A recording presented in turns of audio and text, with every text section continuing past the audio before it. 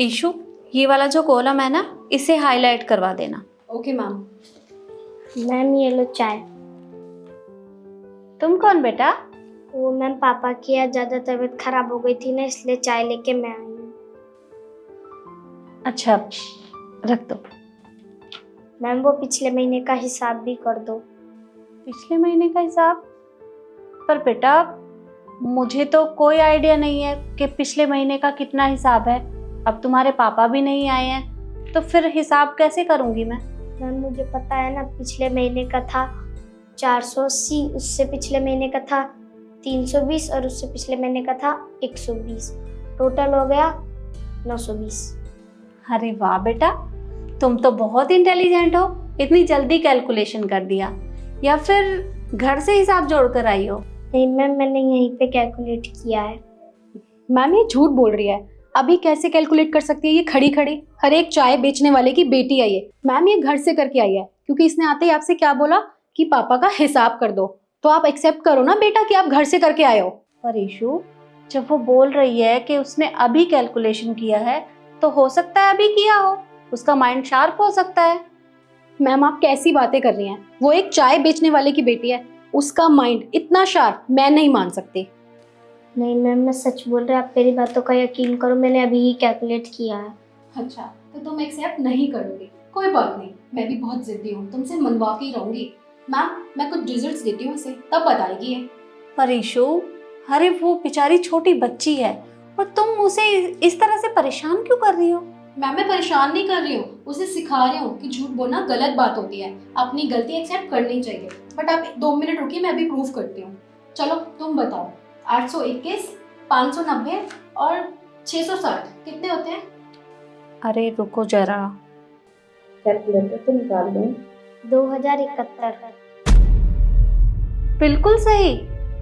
देखा ईशु, मैंने कहा था ना, वो सच में बहुत इंटेलिजेंट है।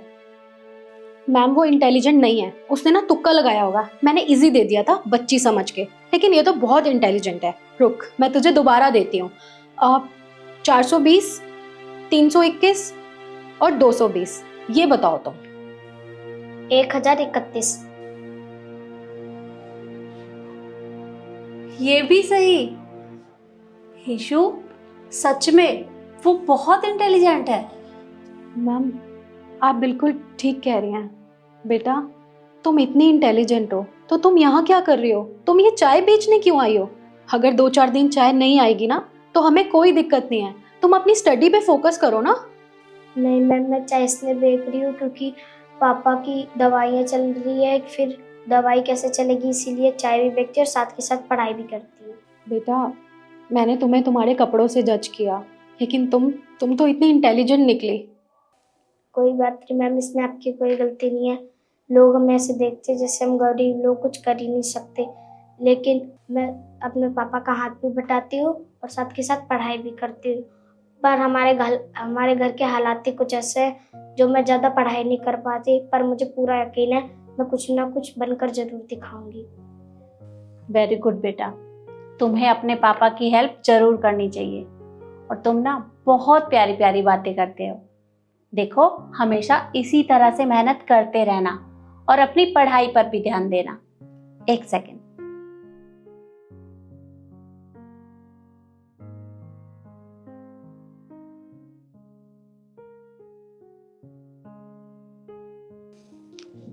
ये लो बेटा, इसमें तुम्हारी चाय का हिसाब है और कुछ एक्स्ट्रा पैसे भी हैं। उनसे तुम अपने पापा के लिए दवाइयां ले लेना, ठीक है? तुम्हारे काम आएंगे। और देखो, अभी तुम्हारे पापा की तबीयत खराब है, और जब तक वो ठीक नहीं हो जाते तो तुम्हें यहाँ चाय लेकर आने की जरूरत नहीं है। तुम बस अपनी पढ़ाई पर ध्यान दो। और हाँ, अगर किसी भी मदद की जरूरत हो या कोई बुक्स वगैरह चाहिए तो तुम मुझे बता देना, मैं तुम्हारी मदद कर दूंगी, ठीक है? ठीक है ma'am, thank you. It's okay. देखा ईशु, मैंने कहा था ना तुमसे कि वो बहुत इंटेलिजेंट है, और तुमने बेचारी बच्ची को ऐसे ही परेशान कर दिया। तुम्हें ऐसा नहीं करना चाहिए था। मैम आप बिल्कुल ठीक कह रही हैं, मैंने बहुत बड़ी गलती की है, लेकिन मैंने उससे माफ़ी मांग लिया है। और मैं आपसे भी माफ़ी मांगती हूँ कि आप भी मुझे माफ़ कर दो। मैं आगे से ना कभी किसी से भी ऐसे बिहेव नहीं करूँगी। I am sorry. अब तुम जाओ और अपना काम करो। Okay ma'am.